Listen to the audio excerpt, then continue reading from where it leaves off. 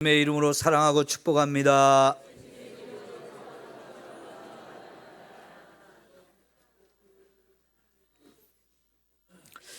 우리가 동전의 양면이라는 말을 종종 합니다. 동전은 한 면만으로 이루어지지 않습니다. 반드시 또 한 면이 있어서 이 양면이 있어야 동전이라는 것이 만들어지는 거지요. 동전만 그런 게 아닙니다. 세상 모든 일들이 다 그렇습니다. 한 면만 있는 것이 아니라는 거죠. 모든 일에는 다 양면이 있는 것입니다. 좋은 일이 있다 해도 좋은 면만 있는 것은 아닙니다. 잘 살펴보면 거기에도 나쁜 점이 있고요. 슬픈 일에도 슬픈 일만 있지 않습니다. 거기에도 분명히 우리에게 기쁨을 주는 부분도 있다는 것이죠. 그래서 저와 여러분이 세상 살면서 무슨 일이든지 잘 살펴보는 것이 중요합니다. 한 면만 보지 말고 우리가 지금까지 보지 못했던 또 다른 면도 있다는 걸 생각하면서 살펴보면 분명히 그 속에 상황을 반전시킬 수 있는 그런 일들이 얼마든지 일어날 수 있는 겁니다.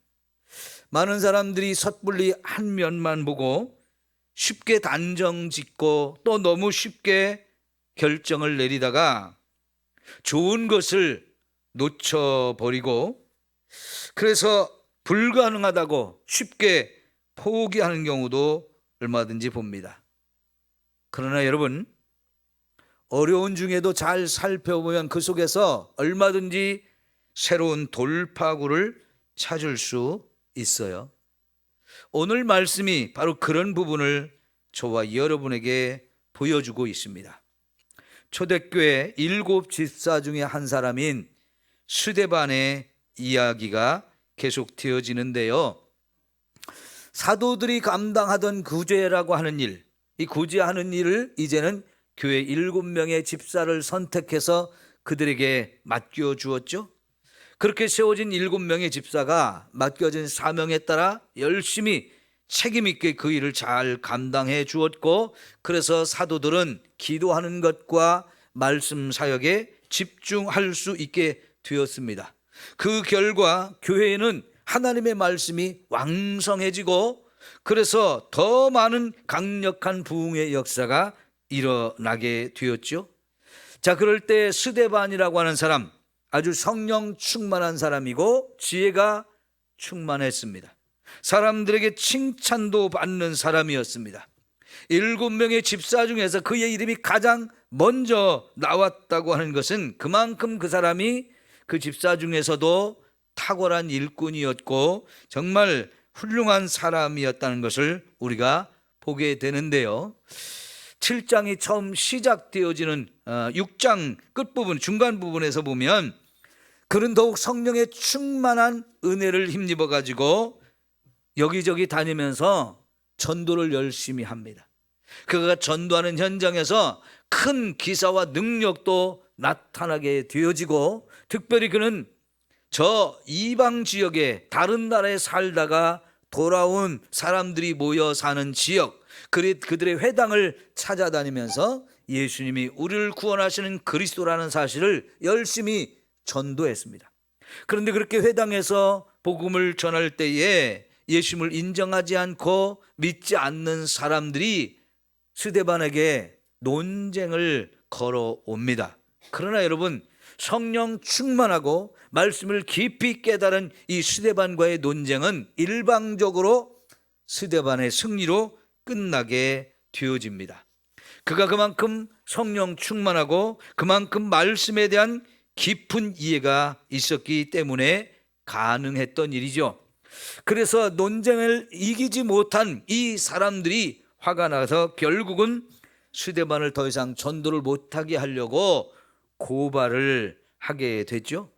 그래서 스데반은 어쩔 수 없이 이제 재판장에 서게 되는데요. 그 재판장조차도 스데반은 전도의 기회로 삼습니다.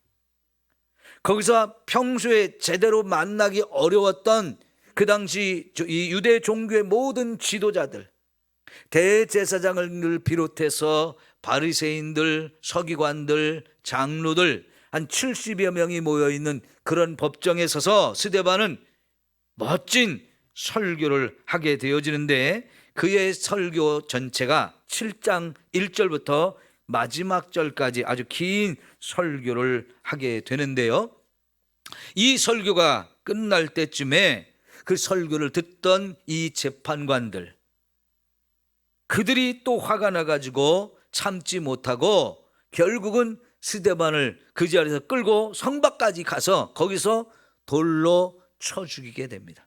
왜냐하면 스데반의 설교의 핵심은 결국은 예수가 그리스도다.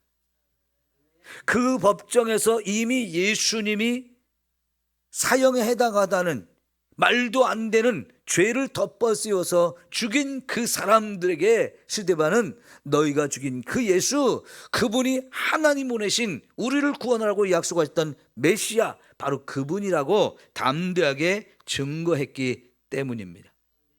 이걸 견디지 못한 사람들이 결국은 스데반의 입을 닫게 만들고 그를 끌고 성밖까지 가서 거기서 수많은 사람들을 모아서 돌로 쳐 죽여 버린 겁니다.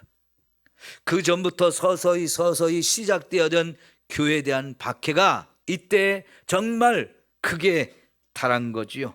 그래서 결국 스데반을 죽이게 되었고요, 이것이 계기가 되어서 스데반 한 사람 죽인 것으로 끝나지 않고 교회에 대한 엄청난 박해를 가하기 시작합니다. 그러니까 결국은 그 박해가 두려움을 주고 어려움을 당하게 되니까 교회에 있던 많은 성도들이 사방으로 흩어지게 되어진 겁니다. 여러분, 이렇게 보면 교회는 너무나 큰 충격을 받고 감당하기 어려운 이런 심각한 박해를 당하게 된 거죠. 스데반이라고 하는 교회 정말 귀한 일꾼을 죽는 것을 보았습니다.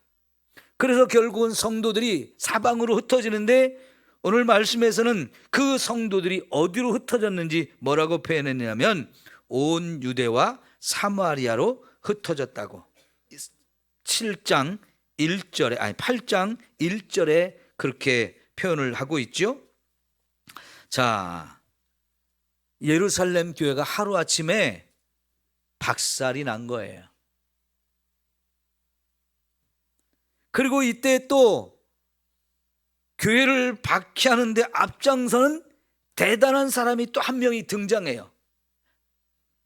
7장 마지막 부분에서 스데반을 돌로 쳐 죽이는 그 현장에 증인으로 딱 서 있는 사울이라는 사람이 등장을 하거든요. 그리고 사람들이 이제 스데반을 돌로 쳐 죽이고 난 다음에 사울이 앞장을 서서 그래도 여전히 예루살렘에 숨어있는 교인들을 집집에 찾아다니면서 그들을 일일이 수색해서 그들을 잡아다가 옥에 가두는 일을 앞장서는 사울이라는 사람이 등장하지요. 그러나 여러분, 이 사울이라는 사람도 결국은 하나님이 변화시켜서 복음을 전하는 최고의 일꾼으로 삼는 것을 우리가 볼 수 있습니다. 자, 어쨌든 여기서 이제 우리가 정리를 해보면 교회는 엄청난 충격과 박해를 당하게 되었어요. 큰 일꾼을 잃어버렸어요. 그가 죽음을 당하는, 너무나 비참하고 끔찍하게 죽음을 당하는 이 상황을 보면서 이 초대교회 성도들은 이것을 어떻게 이해할 수 있었을까요? 생각해보면 하나님이 살아계시다면 왜 그렇게 교회의 훌륭한 일꾼이 돌에 맞아 죽도록 내버려 두셨을까? 이해하기 참 어려운 일이라고 생각하게 되어집니다. 하나님은 왜 그냥 구경만 하셨지? 하나님이 정말 계신 게 맞아? 이런 여러 가지 의심들이 그들에게 찾아왔을 겁니다. 하나님이 계시다면 어떻게 이런 일이 벌어지도록 그냥 내버려 두고 허락하실까? 이런 생각이 분명히 드는 겁니다.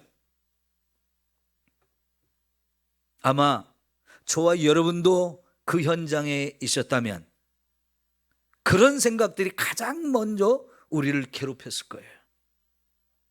지금도 저와 여러분이 이 땅에 살면서 우리들 가정이나 개인적으로나 혹은 교회적으로나 여러분의 직장에 또 이런 일들이 벌어지게 되면 이거는 정말 큰 충격이고요, 또 쉽게 이해할 수가 없는 그런 상황들이 되어집니다.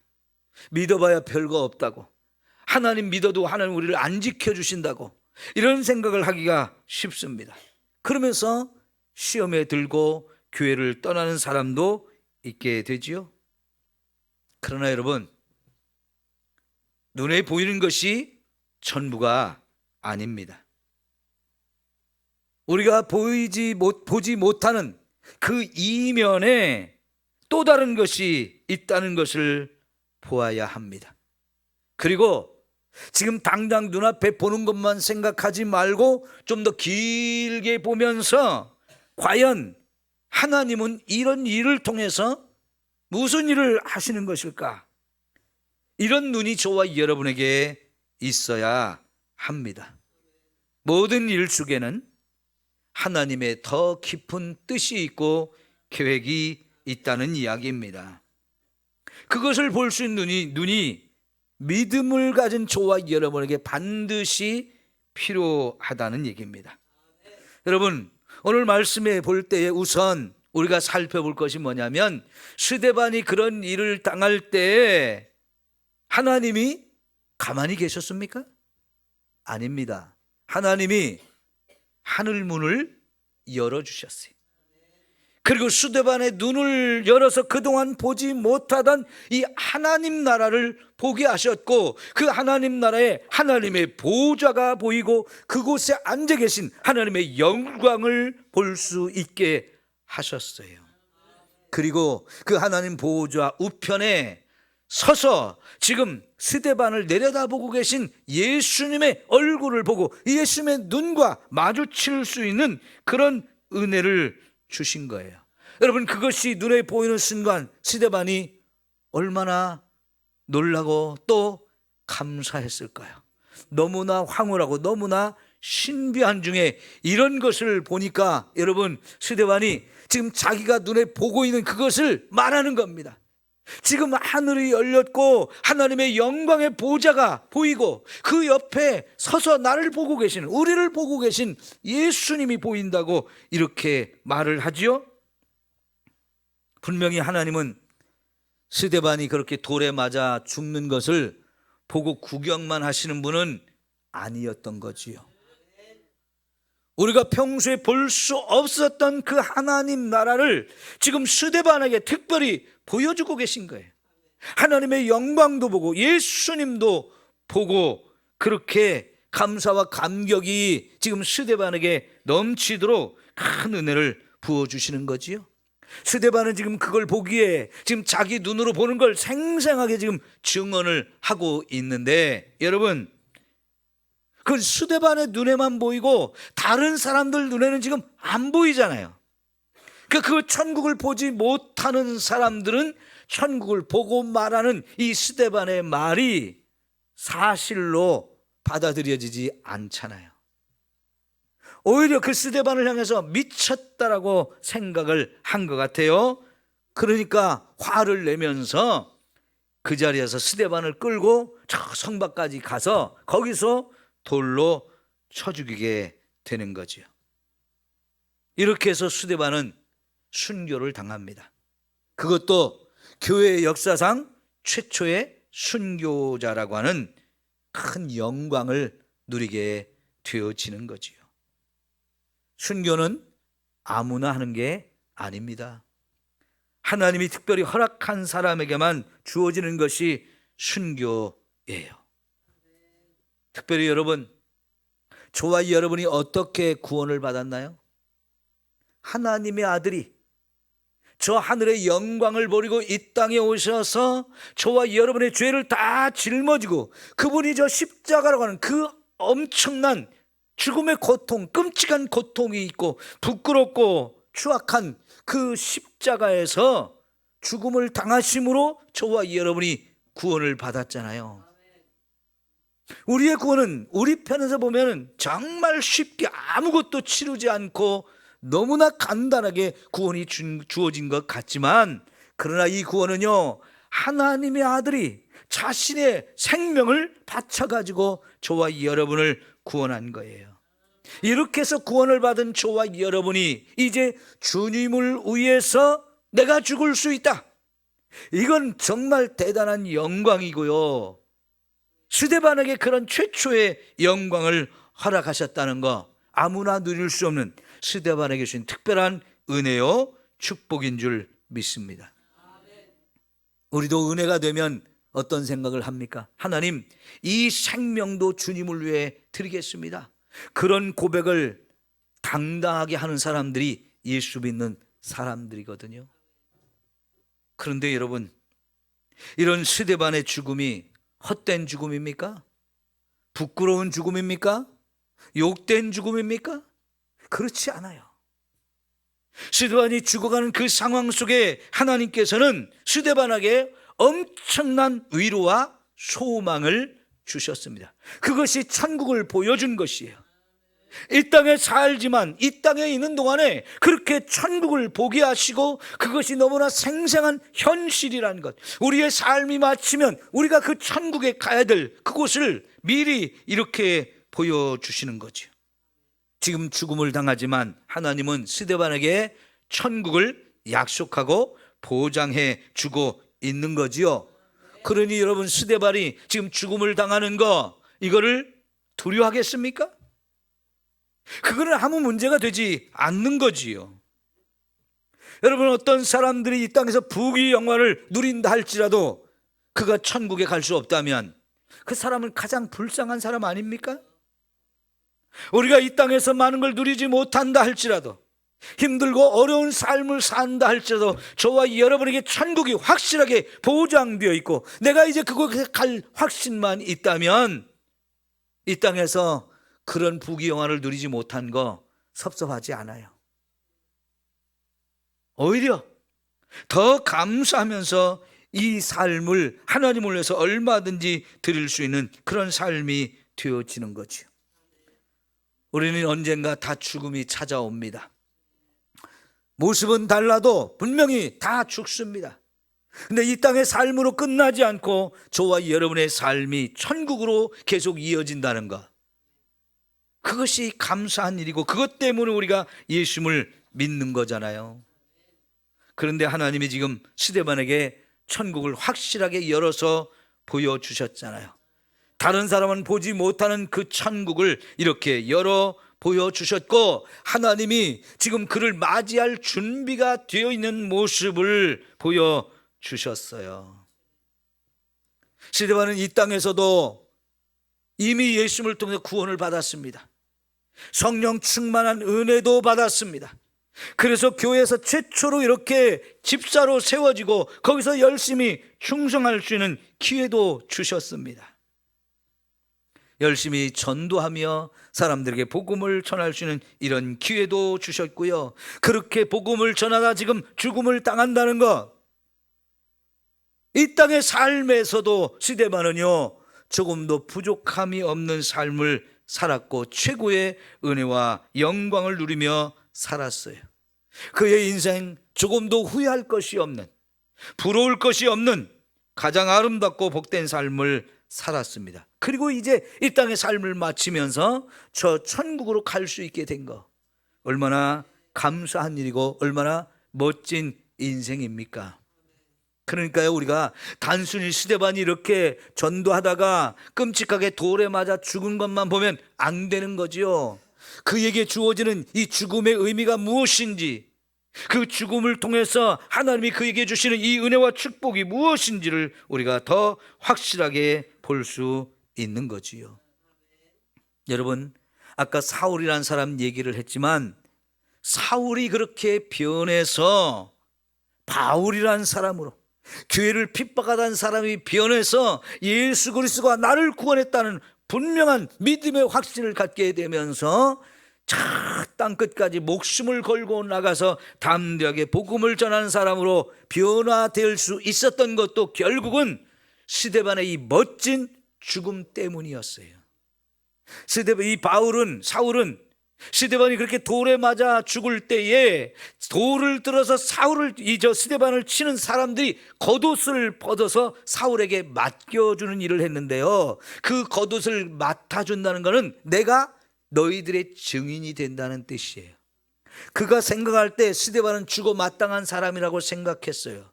돌에 맞아 죽어도 싸다고 생각했어요. 그런데 그 스데반의 죽음이 어땠습니까?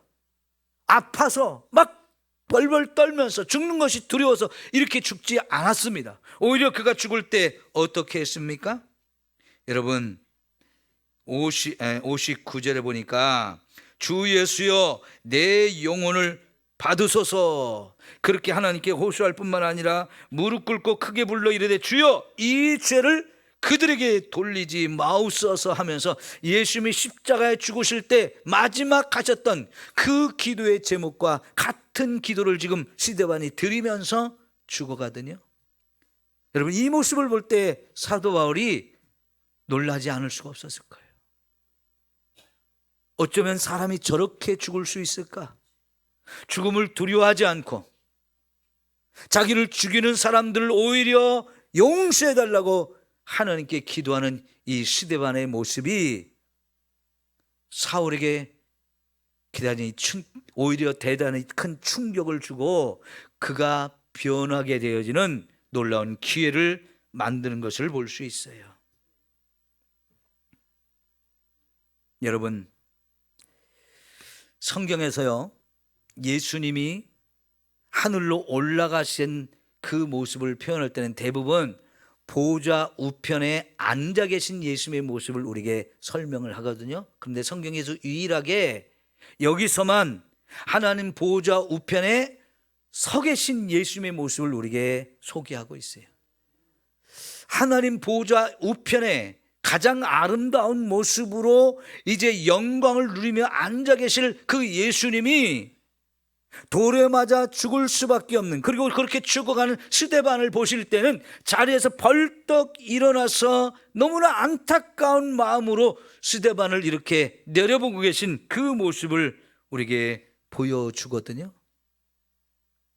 예수님도 스데반이 죽는 모습이 너무나 안타까우셨던 것이지요. 이런 모습을 스데반이 보기 때문에 돌이 날라와서 머리가 깨지고 몸이 부서지고 뼈가 깨어지고 피가 터지고 그러면서 이제 죽어가지만 그 두려움이 하나도 없는 거예요. 고통이 전혀 느껴지지 않는 거예요. 왜요? 너무나 아름다운 천국이 생생하게 보이고 그 하나님의 영광의 보좌, 그리고 거기서 서서 나를 내려다보시는 예수님을 보고 있는데 지금 내 몸이 깨어지고 부서지고 죽어가는 이 고통과 슬픔, 이거는 아무것도 아니죠. 그걸 다 넉넉히 이길 수 있는 그 감격과 은혜가 지금 스데반에게 부어지고 있는 것이에요. 이게 신앙의 신비입니다. 믿음을 가진 사람들이 누릴 수 있는 은혜요 축복인 거예요. 여러분 이제 예루살렘에 있던 이 교회는 어떻게 됩니까? 그냥 이대로 사라집니까? 아닙니다. 여전히 사도들은 그런 엄청난 핍박 속에도 예루살렘에 남아 있었어요. 정말 많은 사람들이 이제 예루살렘을 떠나서 사방으로 흩어졌습니다. 그런데 그래도 예루살렘에 숨어 있는 믿음의 성도들이 있는 거죠. 그러니까 그 사람들을 찾아서 사울이라는 사람이 집집마다 수색을 해가지고 또 잡아다 오게 가둡니다. 그런데 그 사람들에 의해서 교회는 다시 복원이 됩니다. 예루살렘 교회가 여전히 살아서 여전히 많은 일을 할 수 있는 것을 우리가 이제 계속 성경 사도행전 뒤에서 확인해 볼 수가 있는 거지요. 여러분 세계 어느 나라든지 선교의 역사를 살펴보면 그게 쉽게 복음이 증거된 게 아닙니다. 모든 나라에 복음이 들어갈 때는 그 나라에 많은 순교의 피가 뿌려졌어요. 그리고 그 뿌려진 순교의 피 위에서 복음이 싹을 틔우고 강력한 부흥의 역사를 이룬 것을 우리는 볼 수 있어요. 그러니까 순교의 피가 뿌려진 곳에서 수많은 영혼이 구원받는 놀라운 결과를 거두게 되는데요, 예수님도 이런 말씀을 하셨죠. 한 알의 밀알이 땅에 떨어져서 죽지 아니하면 결코 열매를 맺지 못한다 그랬어요. 이것은 농사 짓는 이야기를 한 게 아닙니다. 누군가 한 알의 밀알이 되어서 땅에 떨어지고 거기서 죽음을 당하는 이런 일들이 있을 때 결국은 거기서 많은 생명의 열매들이 맺혀진다는 것을 말씀하고 있는데, 지금 스데반이 그런 순교의 피를 하나님 앞에 드리고 있는 것이에요. 우리나라도 여러분 생각해 보세요. 우리나라 처음 복음이 들어왔을 때 이 복음을 가지고 들어온 수많은 선교사들이 이 땅에서 죽음을 당했어요. 그 당시 우리나라에 온 선교사들이 우리나라에서 들어오면서부터 수명이 길어야 3년이었다는 거예요.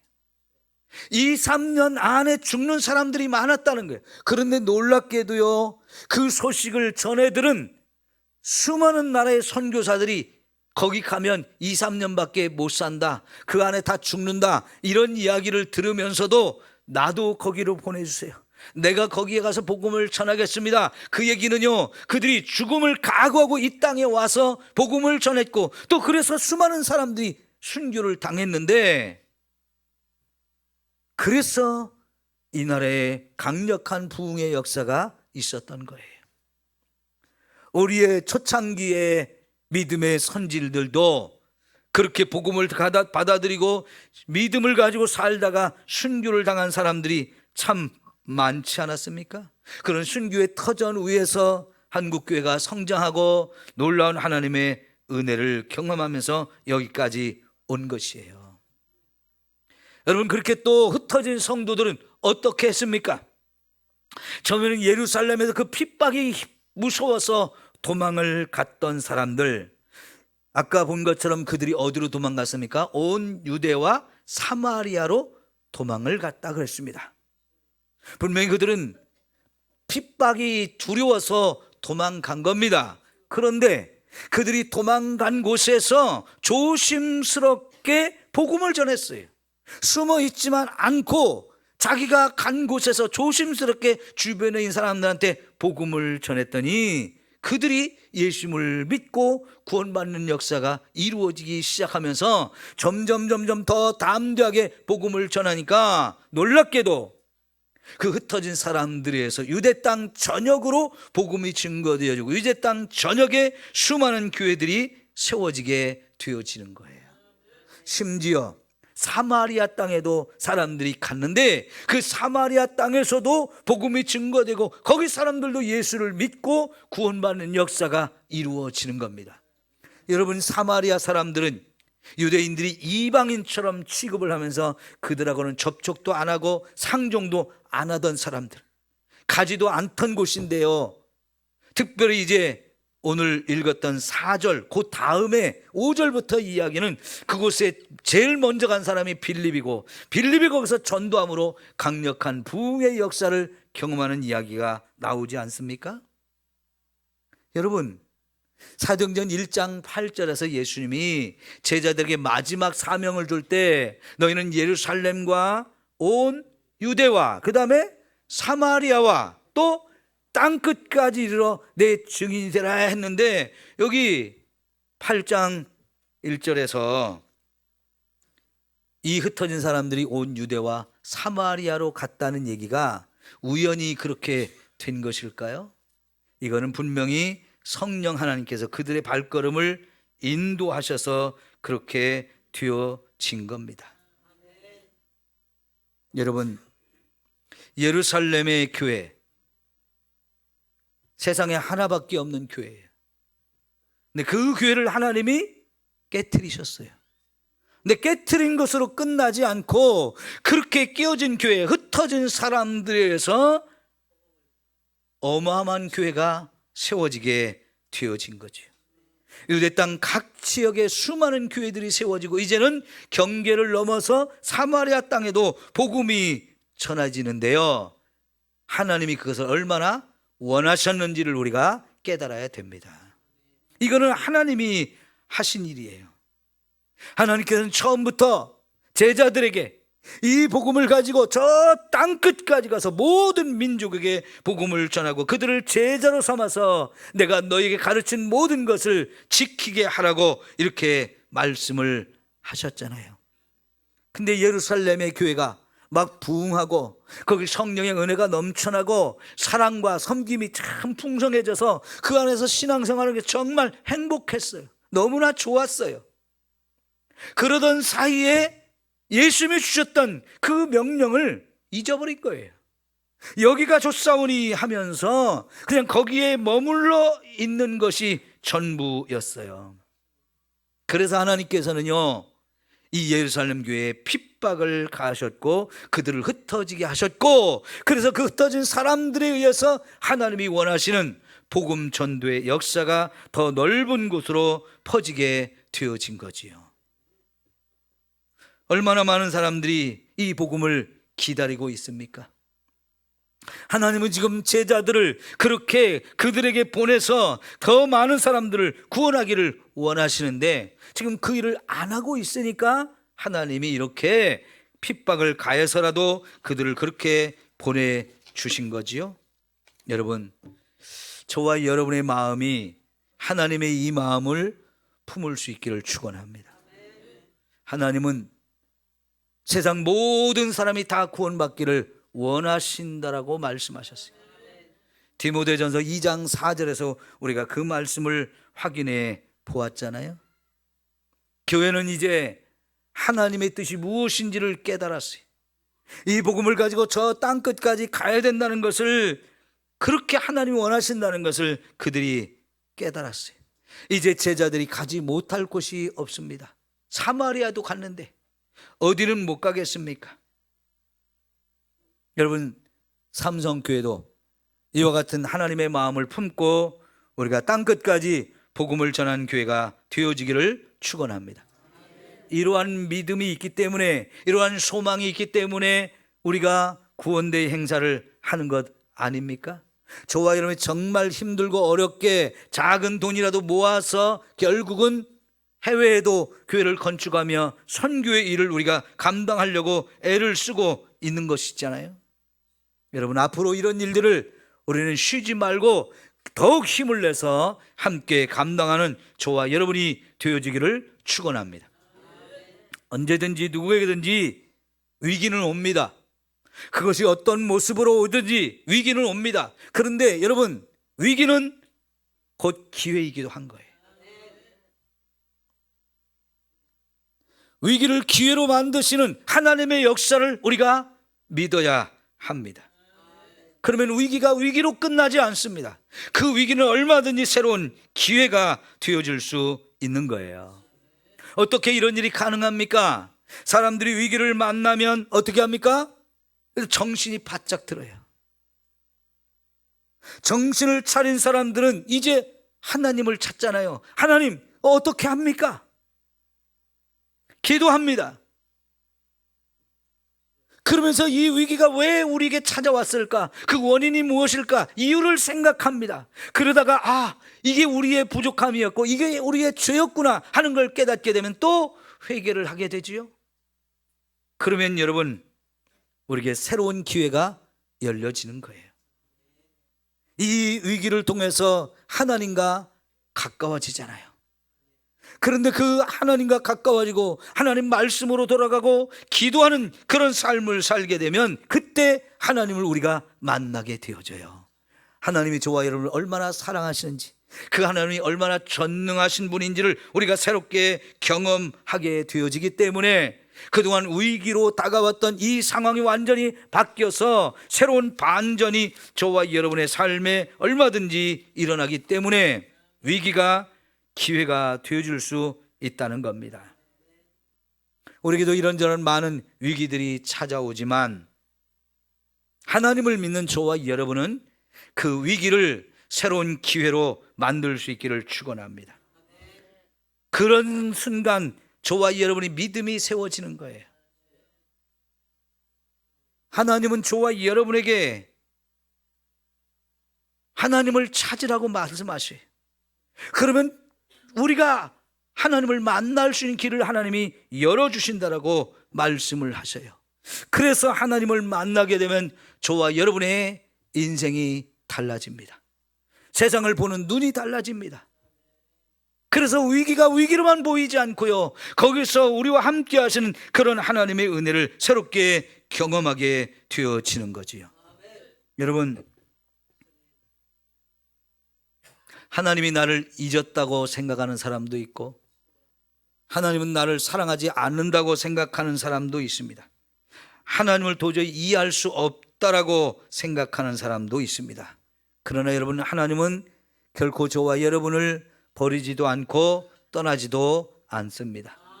우리를 향한 하나님의 사랑은 변함이 없어요. 오히려 그런 위기와 어려움을 통해서 저와 여러분을 연단하셔서 정금같이 나오게 하시는 분입니다. 로마서 8장 28절에 뭐라고 그랬습니까? 하나님을 사랑하는 자, 곧 그 뜻대로 부르심을 입은 자들에게는 어떻다고요?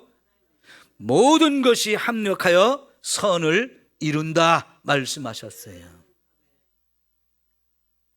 처음에는 위기로 보였습니다. 근데 위기가 아니고 하나님이 저와 여러분을 더 정금같이 만들려고 하는 놀라운 계획이 있고, 그걸 통해서 결국은 선이 되게 바꾸고 가시는 우리 하나님이라는 거지요. 위기 속에 더 깊은 하나님의 뜻이 있고 더 놀라운 하나님의 계획이 있다는 이야기입니다. 그거를 우리가 발견할 수 있어야 하는 겁니다. 하나님은 좋으신 하나님이라고 우리가 표현하잖아요. 그 좋으신 하나님을 믿으십시오. 좋으신 하나님을 만나십시오. 좋으신 하나님이 나의 하나님이십니다. 그분이 저와 여러분을 사랑하십니다. 예레미야 29장 보게 되면 하나님이 뭐라고 말씀하시냐면, 너희를 향한 하나님의 뜻은 재앙이 아니라고 말씀하십니다. 미래와 희망을 주려고 하시는 것이라고 말씀하십니다. 너희가 나를 간절한 마음으로 찾으면 내가 너를 찾아와 줄 것이고 만나 줄 것이라고 말씀을 하십니다. 그래서 저와 여러분의 삶이 새로워지고 얼마든지 달라질 수 있는 겁니다. 여러분, 우리의 눈이 열리고 저와 여러분이 삶이 달라지는 놀라운 역사가 있게 되면 그 어떤 것도 두렵지 않습니다. 근심과 걱정을 얼마든지 우리가 이길 수 있는 거예요. 모든 것을 잃어버려도 하나님만 계시면 모든 게 다 있는 거예요. 모든 것이 있어도 하나님이 없으면 지금 내 손에 있는 것도 다 의미가 없어요. 그러나 하나님 한 분이 계시면 그 하나님 안에 모든 것이 있어요. 그러니까 하나님 없는 것이 가장 큰 문제인 거지요. 문제가 아니고 하나님 없는 것이 문제입니다. 그런데 이제 하나님을 다시 만나고 저와 여러분의 믿음이 세워지면, 그 믿음이 회복되어지면 저와 여러분의 삶은 위기가 오히려 새로운 기회와 축복의 시간이 되어줄 수 있는 거지요. 이런 은혜를 여러분의 삶 속에서 계속 누리며 살게 되기를 축원합니다. 기도합니다. 사랑하는 우리 하나님 아버지, 감사합니다. 예루살렘에 큰 위기가 왔지만 하나님은 그 위기를 새로운 기회로 만드셨습니다.